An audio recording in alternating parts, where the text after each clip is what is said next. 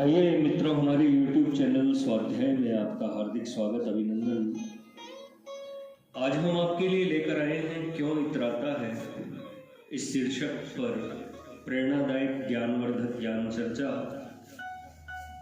अगर आपने हमारे चैनल को लाइक और सब्सक्राइब नहीं किया है तो आपसे निवेदन है, कृपया चैनल को लाइक और सब्सक्राइब अवश्य करें। इतराना अवगुण महा ईश दर्श में आड़, जिन त्याग्या दर्शन किया तिल की ओट पहाड़। क्या तेरे पास धन बहुत है इसलिए इतराता है? तू सबसे अधिक धनवान नहीं हो सकता। पृथ्वी पर एक से एक बढ़कर धनी है, मान लिया तू सबसे बढ़कर धनी है। क्या धन किसी के पास हमेशा टिकता है? धन का स्वभाव चंचल है, धन कभी स्थिर नहीं रहता, चलती हुई छाया के समान है। आज यहां कल वहां, धन इस लोक में आराम देने वाला है और दान धर्म आदि करने से परलोक के सुख का हेतु है। जो इन दो कार्यों में धन का उपयोग करता है वह सुखी होता है। क्या तू युवा है इसलिए इतराता है? अरे, युवा अवस्था सदा नहीं रहती। 4 दिन की चांदनी है, आंधी के आम है। जरा अवस्था युवा अवस्था को खाने के लिए मुख फाड़े रहती है, या यूं कहो धीरे धीरे खाती ही रहती है। युवावस्था में जो चतुर युक्त आहार विहार करता है वह जरा अवस्था में कष्ट नहीं उठाता। क्या तू बली है इसलिए इतराता है? तुझसे अधिक बलवान एक नहीं सैकड़ों आजकल मौजूद है, पहले भी हो चुके हैं।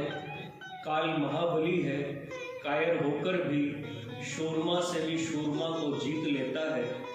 एक होकर भी अनेक को हरा देता है। छोटे बड़े सब काल के गाल में बैठे हुए हैं। बल पाकर भी जो नम्र भाव से वर्तता है उसकी कीर्ति होती है। क्या तू अधिक कुटुंब वाला है इसलिए इतराता है? भाई, कुटुंब ने किसका साथ दिया है? सब बनी बनाई के साथी हैं, बिगड़ी में सब मुख फेर लेते हैं। विशेष करके कुटुंब में ही झगड़े टंटे होते देखने में आते हैं। सबसे मेलजोल रखना विद्वान का काम है।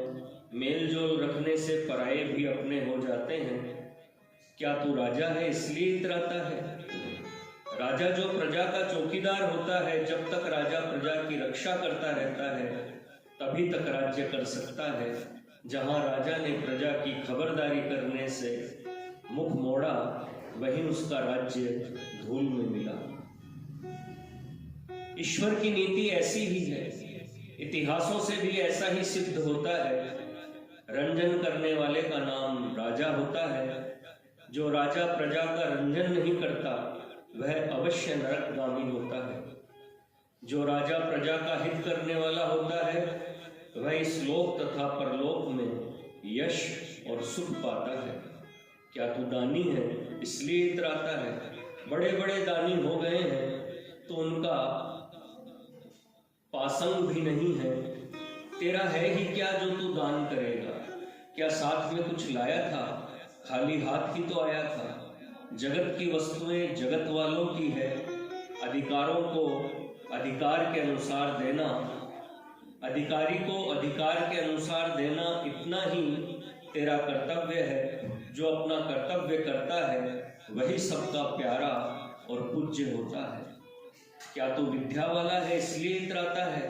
प्यारे, इतराने वाले के पास विद्या कभी नहीं आती।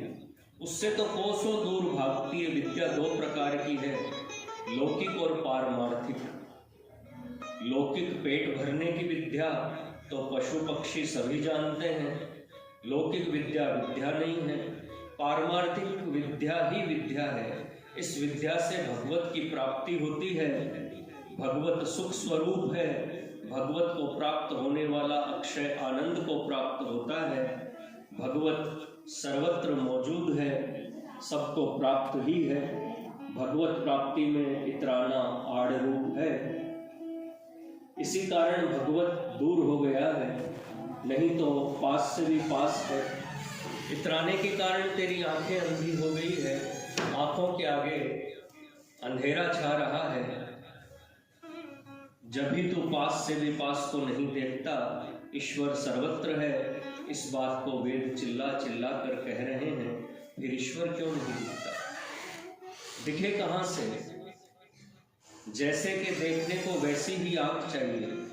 ईश्वर परम पवित्र है, उसे देखने को परम पवित्र आंख चाहिए। ईश्वर सत्य स्वरूप है, सच्ची आंख से ही वह दिख सकता है। ईश्वर ज्ञान स्वरूप है, प्रज्ञा नेत्र से दिखाई देता है। ईश्वर सुख स्वरूप है, उसके देखने को परम प्रसन्न नेत्र चाहिए। ईश्वर स्वच्छ है, उसके दर्शन करने को निर्मल आंख की दरकार है। ईश्वर असंग है, उसे देखने को निर्लेप आंख की जरूरत है। आंख में ये सब गुण स्वाभाविक ही हैं। इतराने से इन सब गुणों को ढक दिया है। इतराने ने इन सब गुणों को ढक दिया है। इतराना छोड़ दो, परमात्मा को देख लो। घट समान प्रत्यक्ष सन्मुख दिखाई देगा, क्षण भर भी नहीं लगेगा। तथास्तु। मित्रों, यह थी क्यों इतराता है इस शीर्षक पर प्रेरणादायक ज्ञानवर्धक ज्ञान चर्चा।